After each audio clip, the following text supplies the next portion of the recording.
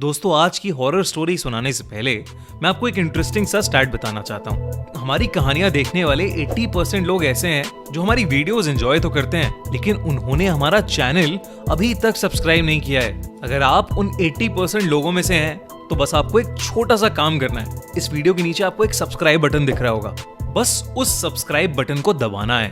बस इतना सा काम करना है आपको, और लगे हाथों बेल आइकन भी प्रेस कर देना, ताकि हमारी लेटेस्ट वीडियो आते ही आपको सबसे पहले पता चले।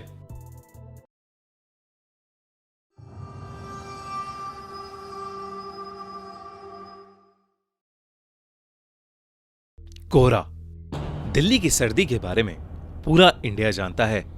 कड़कती ठंड में दिल्ली बहुत ही खूबसूरत लगती है, पर इसी ठंड में हमें देखने को मिलता है खूब सारा कोहरा, घना कोहरा जो एक चादर की तरह पूरी दिल्ली को ढक देता है। पर क्या हो अगर ये कोहरा अपने साथ कुछ ऐसा लेकर आए जो आपकी जिंदगी ही बदल दे। आज की कहानी है याविन और उसके दोस्तों की। याविन और उसके दोस्त दिल्ली के बढ़ते पोल्यूशन से परेशान हो गए थे और कुछ समय के लिए दिल्ली से बाहर जाना चाहते थे।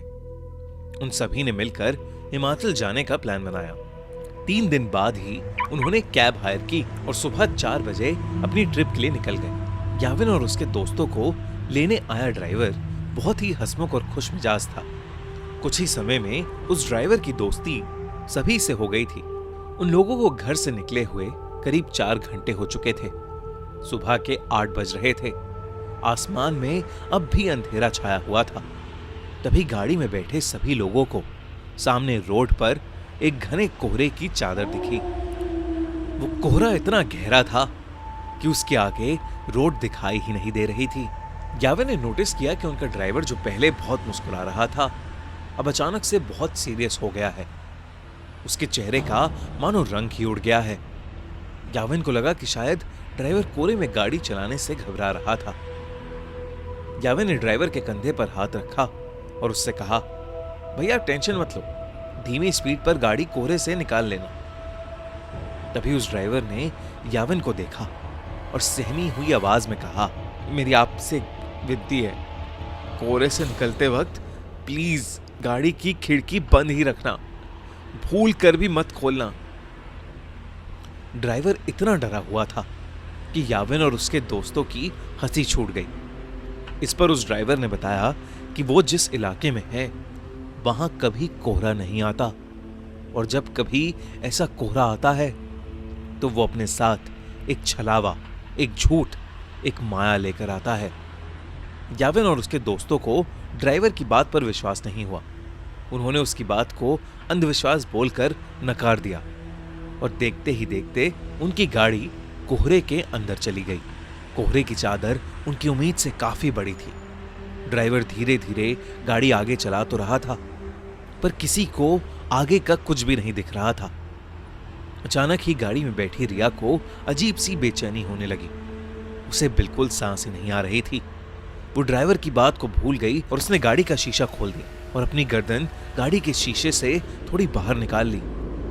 खिड़की खोलते ही रिया को वापस सांस आई, लेकिन वो कोहरा अब गाड़ी के अंदर आ चुका था। कुछ ही सेकंड्स बाद जैसे ही रिया ने गाड़ी के अंदर देखा तो उसके होश ही उड़ गए। गाड़ी रोड पर चल रही थी, पर उस गाड़ी के अंदर रिया के अलावा और कोई नहीं था। रिया की सांस वही अटक गई। याविन, रवि और ड्राइवर तीनों ही गाड़ी से गायब थे। गाड़ी अपने आप आगे चल रही थी। रिया ने गाड़ी से कूदने के लिए गाड़ी का दरवाजा खोलने की कोशिश की, पर गाड़ी लॉक थी और जोर लगाने पर भी उसका लॉक नहीं खुल रहा था। वो जोर जोर से गाड़ी के अंदर चिल्लाने लगी।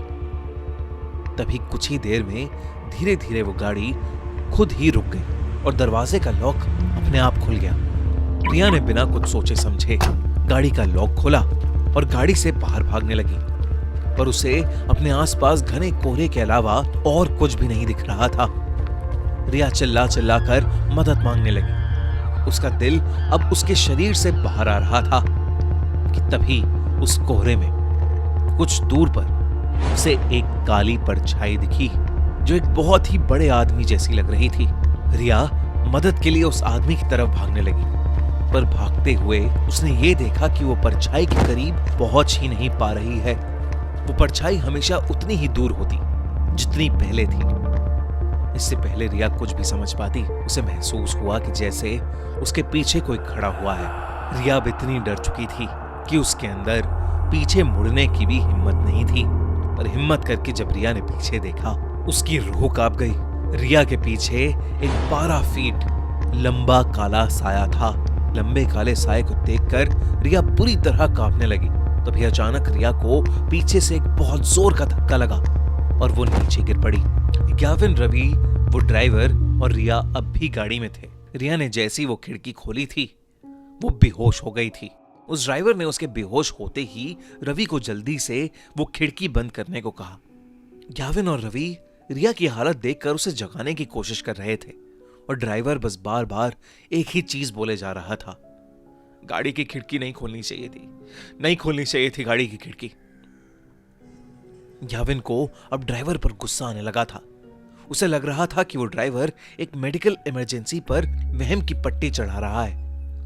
ग्याविन बस वहां से निकलकर रिया को हॉस्पिटल ले जाना चाहता था। ग्याविन ने ड्राइवर को गाड़ी तेज चलाने के लिए कहा। ड्राइवर ने ग्याविन की बात मानी और गाड़ी के एक्सीलरेटर पर अपना पैर दबा दिया। लेकिन कुछ ही सेकंड्स में अचानक से गाड़ी के सामने एक लड़की आ गई और इतनी तेज स्पीड होने की वजह से गाड़ी उस लड़की से टकरा गई। उस लड़की के टकराने के बाद ड्राइवर ने गाड़ी वहीं रोक दी। अब ग्याविन और रवि की सांसें वहीं अटक गई थीं। ग्याविन तुरंत गाड़ी से उतरकर उस लड़की को देखने गया। उसने देखा कि एक लड़की खून से लथपथ रोड पर उल्टी पड़ी हुई थी। ग्याविन ने जैसे ही उसकी शक्ल देखने के लिए उसे पलटा, उसका दिल दहल गया। वो खून से लथपथ पड़ी लड़की कोई और नहीं बल्कि ग्याविन की दोस्त रिया थी। ग्याविन को कुछ समझ नहीं आ रहा था क्योंकि रिया तो उसके साथ गाड़ी में थी। ग्याविन दोबारा गाड़ी की ओर गया और उसने देखा कि पूरी गाड़ी बिल्कुल खाली थी। गाड़ी के अंदर और कोई भी नहीं बैठा था। ग्याविन को कुछ समझ नहीं आ रहा था। वो बहुत ज्यादा डर चुका था। ग्याविन ने रिया की बॉडी को उठाकर गाड़ी में रखा और खुद ड्राइवर सीट पर बैठकर गाड़ी को चलाने लगा। ग्याविन उस घने कोहरे में बस तेजी से गाड़ी चला रहा था।